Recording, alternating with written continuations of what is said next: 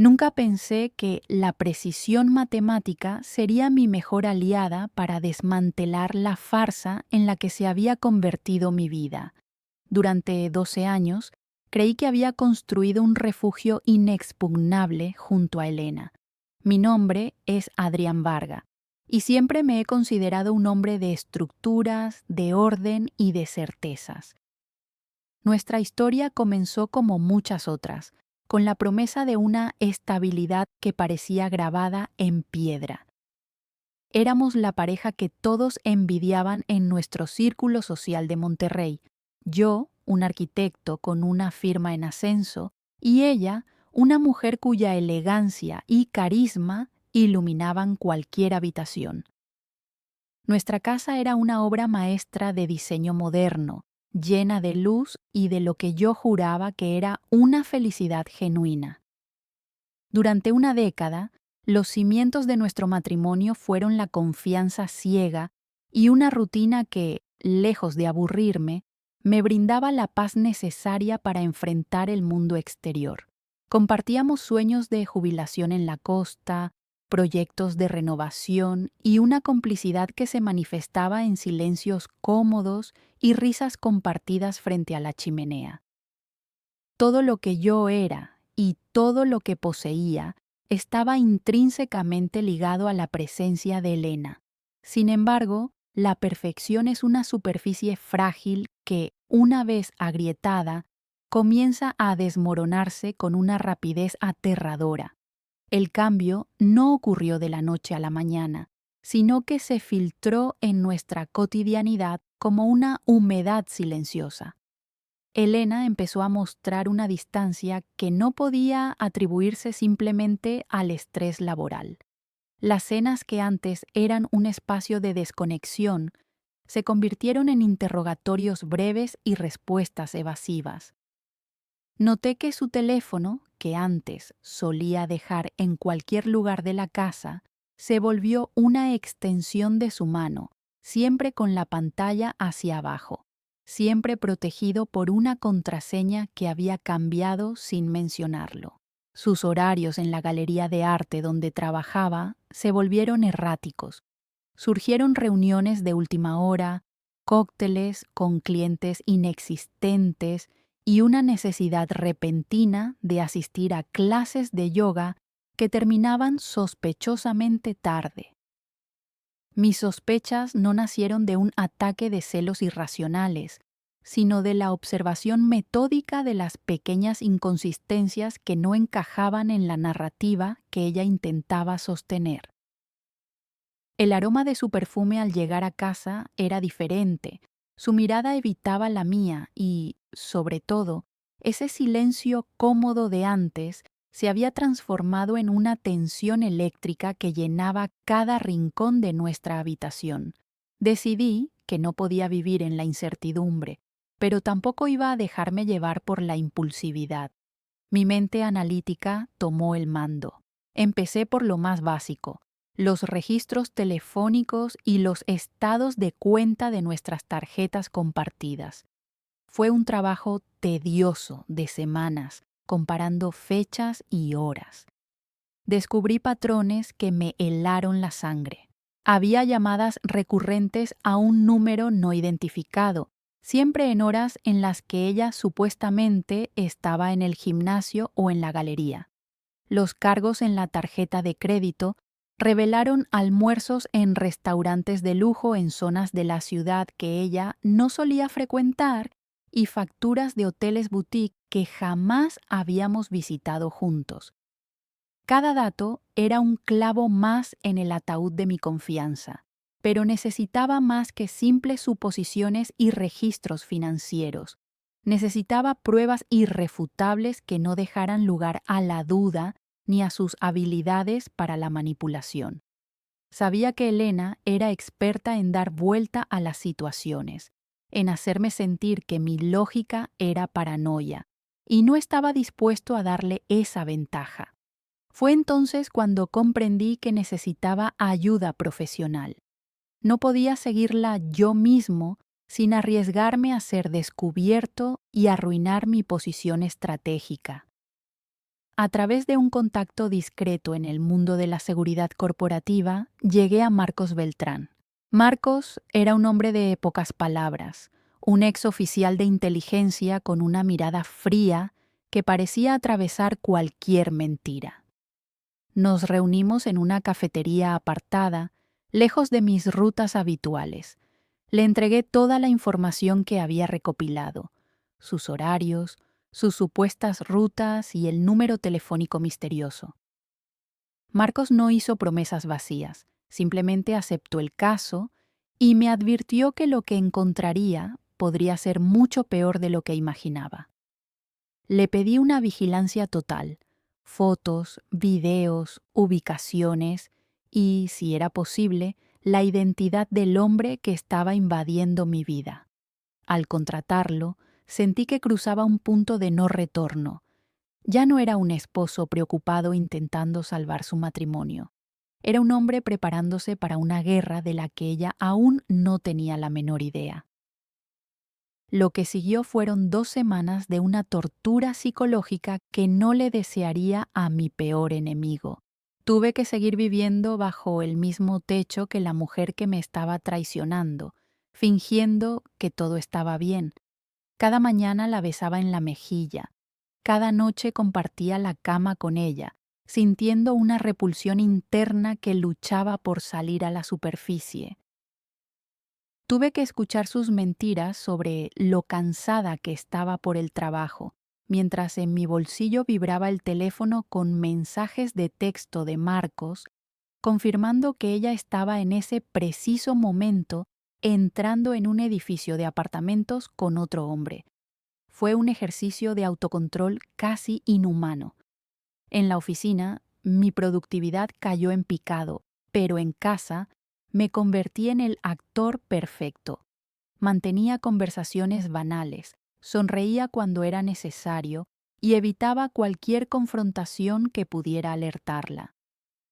Cada minuto que pasaba bajo su engaño era un recordatorio de la humillación que estaba sufriendo, pero sabía que la paciencia era mi única herramienta para asegurar un resultado justo en el futuro que se avecinaba. Al final de la segunda semana, Marcos me llamó para una reunión final. Me entregó un sobre de manila grueso y un dispositivo USB.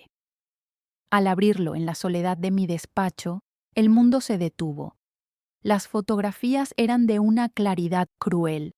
Elena aparecía riendo, tomada de la mano y besando con pasión a un hombre que reconocí de inmediato. Julián, un antiguo amigo de la universidad que casualmente había vuelto a nuestras vidas meses atrás bajo la apariencia de un asesor financiero.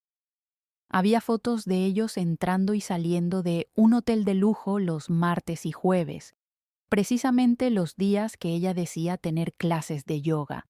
Los videos mostraban una intimidad que yo no había visto en años, pero Marcos no se detuvo ahí. También había logrado interceptar algunos mensajes donde ellos se burlaban de mi ingenuidad y planeaban cómo ella podría obtener una mayor parte de mis activos en un futuro divorcio. Ver la evidencia física de su traición no solo me rompió el corazón, sino que extinguió cualquier rastro de duda o remordimiento que pudiera haber sentido. La mujer que yo amaba no existía, solo quedaba una extraña cínica y calculadora. Con la evidencia en mi poder, la tentación de gritar y echarla de la casa en ese mismo instante fue inmensa, pero me obligué a respirar hondo. No podía permitir que la emoción nublara mi juicio estratégico. Durante los siguientes 10 días, mientras ella seguía con su doble vida, yo trabajé en las sombras con un abogado especializado en divorcios de alto perfil y un contador forense. Mi objetivo era claro: blindar mi patrimonio y asegurar que Elena no recibiera ni un solo centavo de lo que yo había construido con tanto esfuerzo antes y durante el matrimonio. Moví legalmente activos, documenté cada irregularidad financiera que ella había cometido usando nuestras cuentas y preparé una demanda de divorcio por adulterio y fraude, apoyada por las pruebas de Marcos. Todo esto lo hice en un silencio absoluto.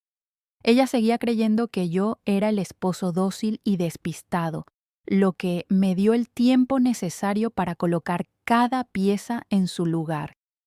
Estaba moviendo mis piezas en un tablero de ajedrez donde ella ni siquiera sabía que estábamos jugando.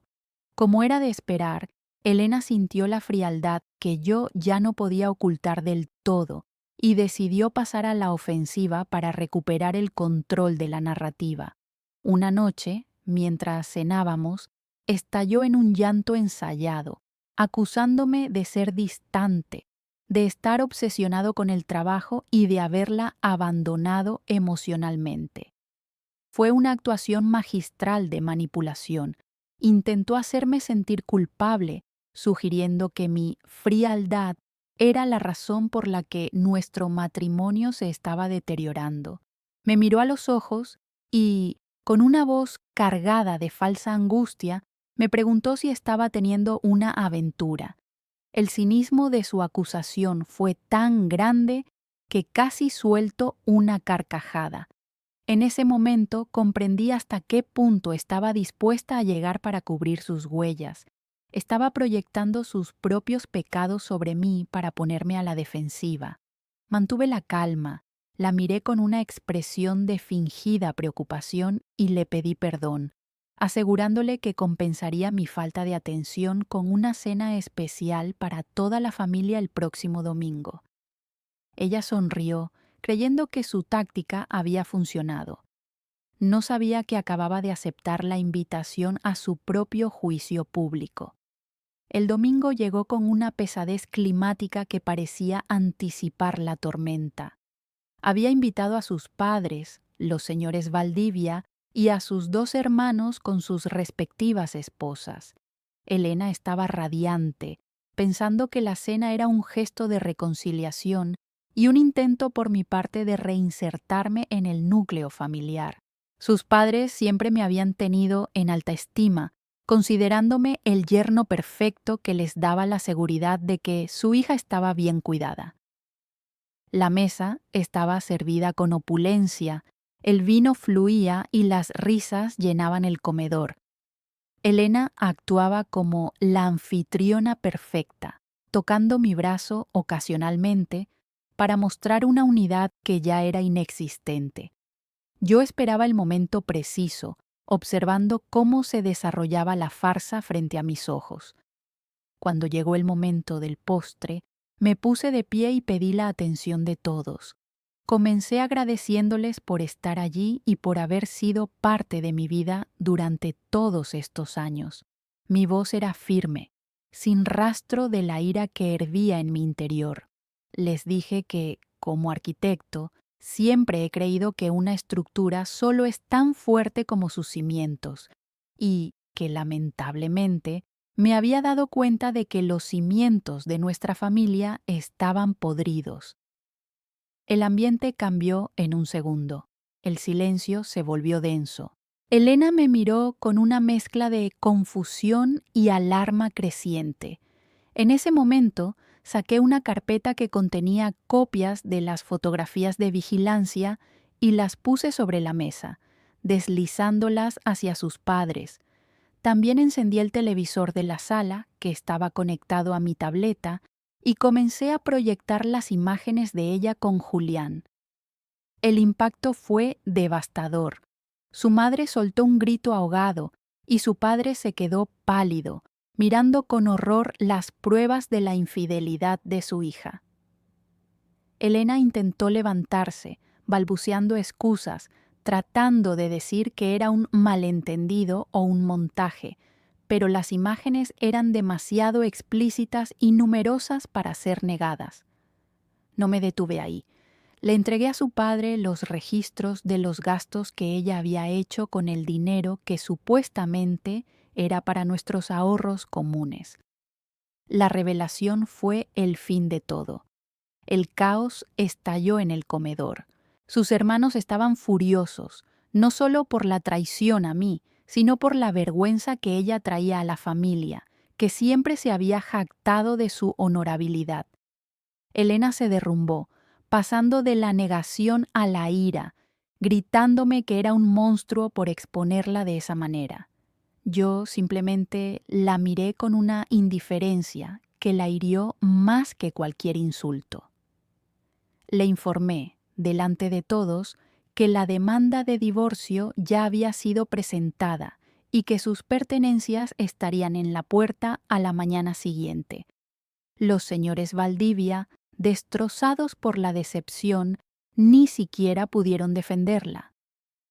La máscara de la mujer perfecta se había hecho añicos frente a las personas cuya opinión ella más valoraba. Esa noche, ella se fue con sus padres, dejando atrás la vida de lujos y mentiras que había intentado mantener a mis expensas. El silencio que quedó en la casa después de que todos se marcharon no era de soledad, sino de una liberación profunda y necesaria. Los meses siguientes fueron un proceso de reconstrucción, pero esta vez sobre terreno sólido. El divorcio procedió rápidamente gracias a la contundencia de las pruebas. El juez no tuvo clemencia ante el fraude financiero y la evidencia de adulterio premeditado. Logré conservar la casa y la mayor parte de mis activos, mientras ella se veía obligada a enfrentar las consecuencias sociales de sus actos.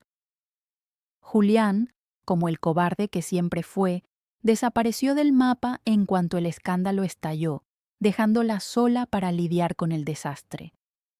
A menudo me preguntan si me arrepiento de la forma tan pública y estratégica en que manejé la situación. Mi respuesta es siempre la misma: no.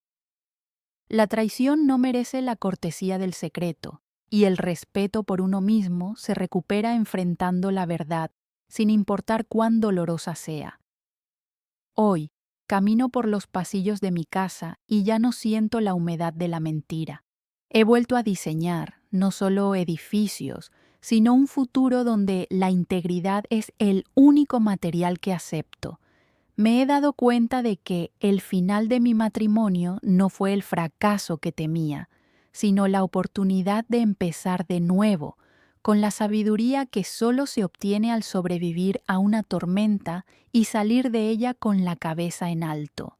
La vida continúa y por primera vez en mucho tiempo, el horizonte se ve despejado y lleno de posibilidades reales.